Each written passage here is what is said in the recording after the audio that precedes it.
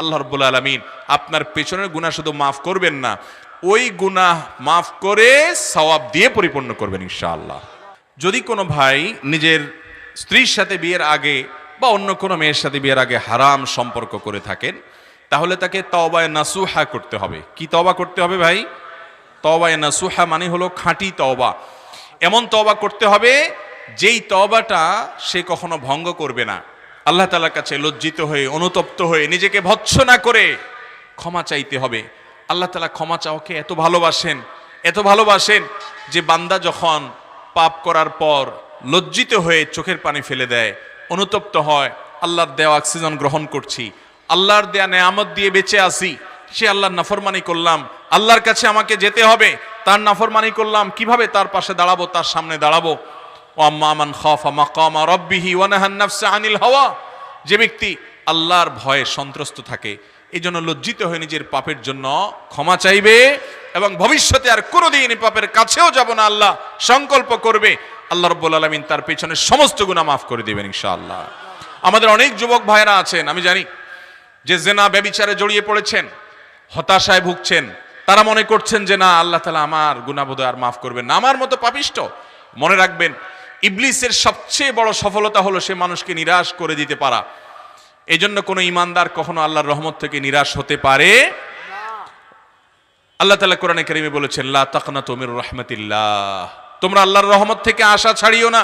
ইন্নাল্লাহা ইয়াগফিরুয যুনুবা জামিআ, আল্লাহ তাআলা সমস্ত অপরাধ মাফ করবেন। শর্ত একটাই, তওবা করে ফিরে আসতে হবে খাঁটি অন্তরে। যখন আর কখনো করব না সংকল্প করে ফিরে আসবেন আর পেছনের কর্মের জন্য মাফ চাইবেন, আল্লাহ রাব্বুল আলামিন পেছনের সমস্ত গুনাহ মাফ করবেন, জিনার অপরাধও মাফ করবেন ইনশাআল্লাহ। ভাইরা আমার, আমাদের রব বড় রহিম, বড় ওয়াদুদ, বড় লতিফ।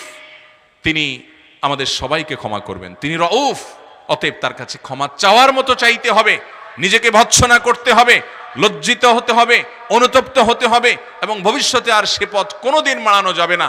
এই সংকল্প যদি করেন, আপনি নিশ্চিন্ত থাকতে পারেন, আল্লাহর উপরে ভরসা করতে পারেন। তওবা যদি করার মতো করেন, শরায়েত পূরণ করেন, ইনশাআল্লাহ আল্লাহ তাআলা আপনাকে মাফ করে দিবেন। আপনি গুনাহ করার পর যদি আশাহত হয়ে যান, তখন আপনার দ্বারা আর তওবা নসিব হবে না। শয়তান অনেক যুবক ভাইদেরকে এই কথা বলে, তুই যত জেনা করছস, যত খারাপ কাজ করছস, আল্লাহ তোরে বোধহয় মাফ করবে না। তো মাফ যখন করবে না, চলো কিভাবে?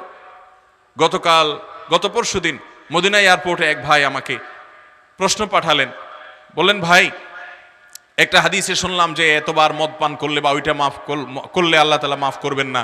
তো আমি এটা শুনে এরপরে কাজটা আবার করা শুরু করছি। মাঝে ছেড়ে দিছিলাম যে আল্লাহ জন মাফই করবেন না, আর কি করার আছে, কিন্তু পরক্ষণে আবার ঈমান আছে ভিতরে, ভয় কাজ করছে যে আমি আসলে কোথায় যাচ্ছি।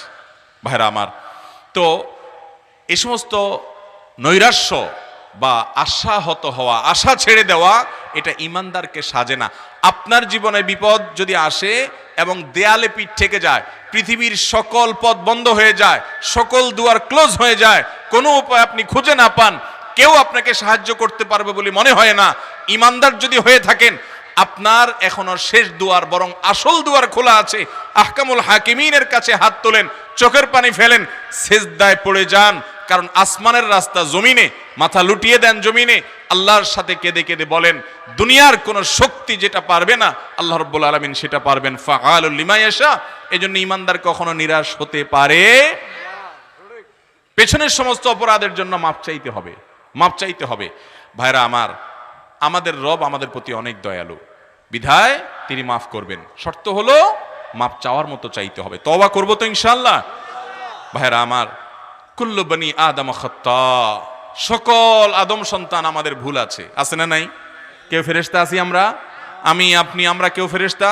আমাদের সবার দ্বারা ভুল কম হোক বেশি হোক হয়।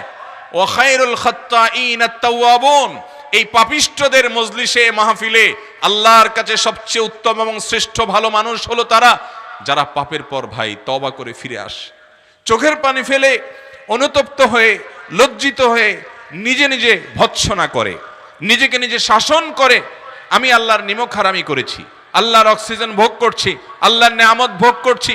কত মানুষ হাসপাতালে বেডে কাতরাচ্ছে, কত মানুষ কত বিপদে আছে। আমি এরপরও আল্লাহর এত নেয়ামত ভোগ করে নাফরমানি করেছি। এই বসা থেকে উঠার ক্ষমতা আমার নেই, বাসা পর্যন্ত যাওয়ার ক্ষমতা আমার নেই। এর মধ্যে অনেক কিছু হয়ে যেতে পারে। প্রতি সেকেন্ডে আল্লাহ রাব্বুল আলামিনের মোরাকাবায় আছি, তার তত্ত্বাবধানে আছি, তার বিপদ থেকে আমাকে তিনি মুক্ত রেখেছেন। এত নেয়ামত ভোগ করার পর আমি নিমক হারাম, আমার রবের কথার বাইরে আমি চলছি, নিমক হারামি করছি। আমি সেজন্য নিজেকে ভৎসনা করব এবং নিজেকে শাসন করব যে আমার দ্বারা এই অপরাধ কেন হয়েছে, এর শাস্তি স্বরূপ আমি আর অমুক অপরাধের দ্বারে কাছেও যাবে না, এর শাস্তি স্বরূপ আমি এখন থেকেই ভালো কাজটা শুরু করব, ওইটা শুরু করব। এরকম যখন আপনি নিজেকে নিজে শাসন করবেন, আল্লাহ রাব্বুল আলামিন আপনার পেছনের গুনাহ শুধু মাফ করবেন না, ওই গুনাহ মাফ করে সওয়াব দিয়ে পরিপূর্ণ করবেন ইনশাআল্লাহ। ভাইরা আমার, এই জন্য জেনা হয়ে গেছে, আপনি এখন আল্লাহর কাছে কথা দেন, আল্লাহ জেনা যেহেতু হয়ে গেছে, আমি নিজে যেহেতু অন্যায় করে ফেলেছি, আমি নিজের প্রতি নিজে একটা শাস্তি আরোপ করছি। আমি আর এই দু চোখ দিয়ে কখনো হারাম, অপাত্র, বেগানা নারী ফেসবুকে, ইউটিউবে, বাহিরে কোথাও আমি দেখব না। আল্লাহ প্রয়োজনে আমি স্মার্টফোন ত্যাগ করে ফেলবো।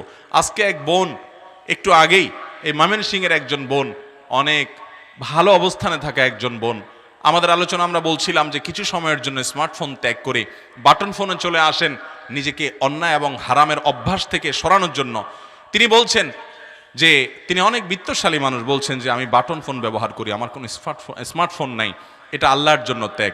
তো আপনি নিজেকে যেরকম শাসন করে অন্যায় থেকে সরে আসার জন্য এক দুটা স্টেপ নেন, পদক্ষেপ নেন এবং দেখান মালিক আপনি দেখেন আমি আমার এই খারাপ বন্ধুগুলোর সাথে চলা ছেড়ে দিয়েছি, আল্লাহ শুধু আপনাকে খুশি করবার জন্য, আমার দ্বারা অন্যায় হয়ে গেছে এদের কারণে, আমি এদের সাথে সম্পর্ক ছিন্ন করেছি আপনাকে খুশি করবার জন্য।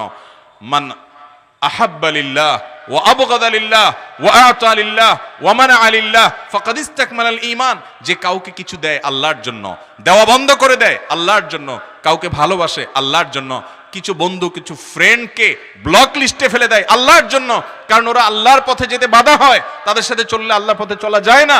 তো এই হিম্মত যেই যুবক করতে পারে, এই যুবক আল্লাহর জমিনে সবচেয়ে বড় আল্লাহওয়ালা নেককার মানুষ। ডক্টর খন্দকার আব্দুল্লাহ জাহাঙ্গীর রহমাউল্লাহ বলতেন যে আমার মতো দাড়ি পাকা বুড়ো তাহাজ্জুদ পড়ে যে পরিমাণ সওয়াব পাবো, তোমরা যুবকরা শুধু 5 ওয়াক্ত নামাজ পড়লে তার চেয়ে বেশি সওয়াব পাবা। চেষ্টা করবো না ইনশাআল্লাহ? মালিককে খুশি করবেন না ইনশাআল্লাহ? যুবক ভাইরা আমার, আল্লাহর নির্দেশে বাইরে সুখ নাই, শান্তি নাই, কোনো প্রকার তৃপ্তি নাই। আপনি যদি তৃপ্তি চান, আল্লাহর গোলামি করেন। আল্লাহর গোলামিতে যে শান্তি, এটা আর কোথাও নাই।